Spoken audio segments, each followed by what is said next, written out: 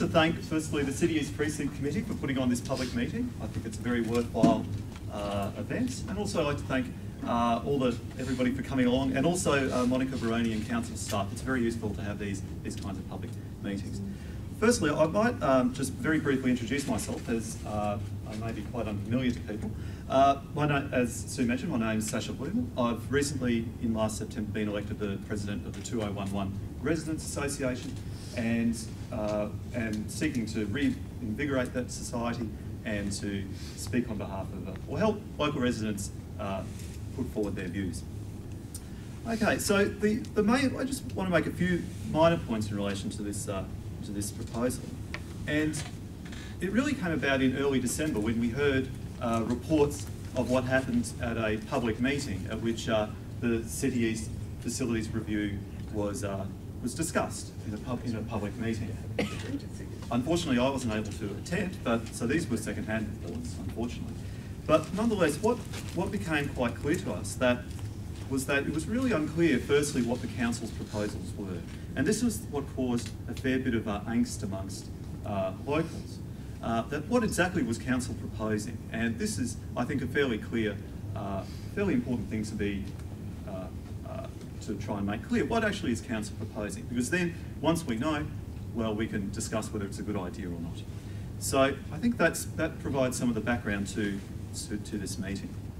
Now, some other things that were clear, or that came to my mind about this, was that in doing a facilities review, you need to determine, of course, what the current and the future needs of the community are. And of course and I'm glad to see that in the presentation that there was a discussion of some elements of that, because to my mind, before you determine what the services are going to be, you need to know what the needs of the community are. Otherwise, it's putting, to use a terrible cliche, it's putting the cart before the horse.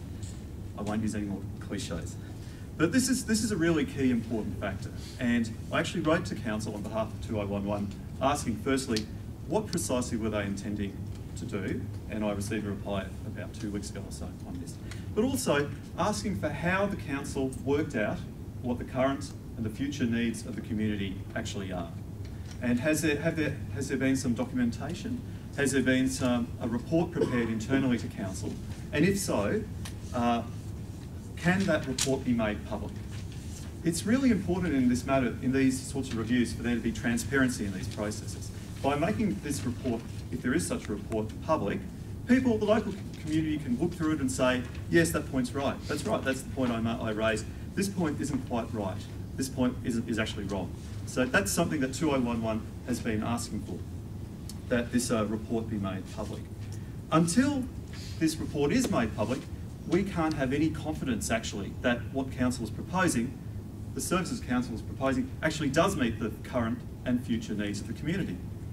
And so that is what 2011 is asking the council to do, to publicly release their work that has led to them determining what the needs of the community are.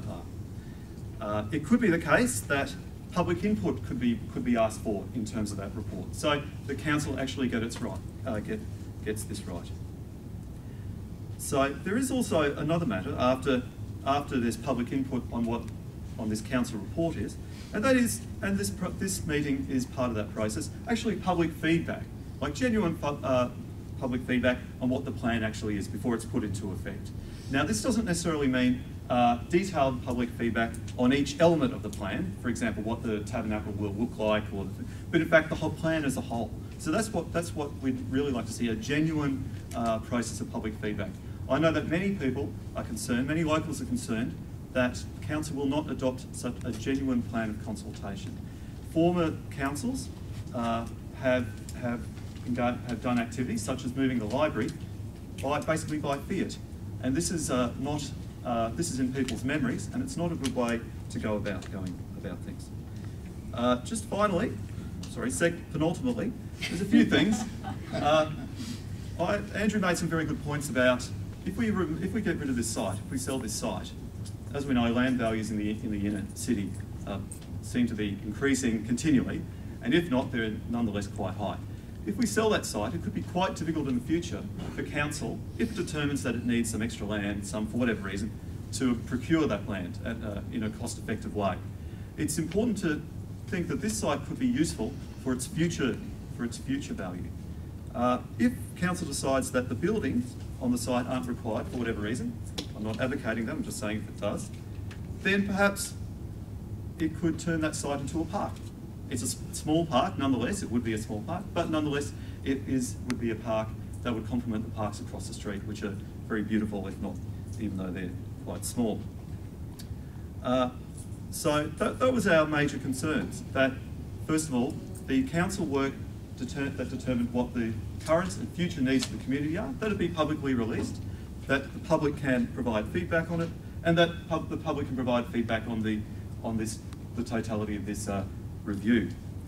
Now, of course, the ultimate thing I'm going to say, the final thing, is to advertise the association, 2011.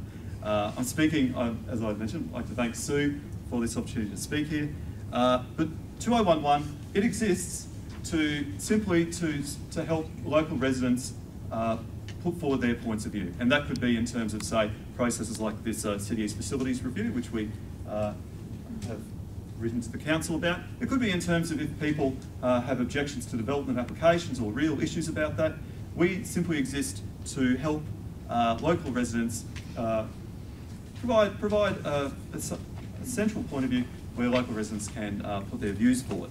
So we have our lovely treasurer up the back, Carol Ferrier, in the pink, and she has, if anybody is interested in joining 2011 to contribute to these kinds of activities, then Carol would be very pleased to take your name, give you a membership form and sign you up.